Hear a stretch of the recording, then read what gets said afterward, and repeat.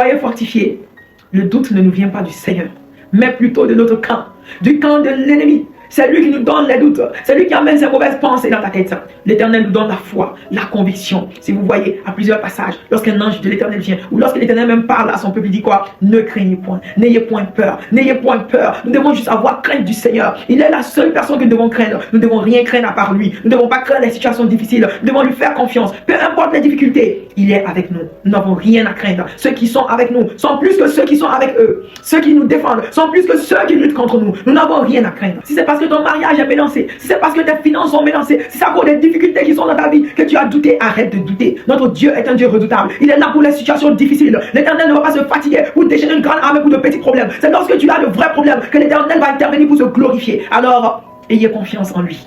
Il est digne de confiance. Dis-le avec moi. Il est digne de confiance. Jésus est digne de confiance. Alpha Omega est digne de confiance. Jéhovah est digne de confiance. Le Dieu d'Israël est digne de confiance. Alors je lui fais confiance. Il m'a sauvé dans le ventre de ma mère. Il m'a protégé. Et je suis en vie. Depuis que je suis enfant, il me protège.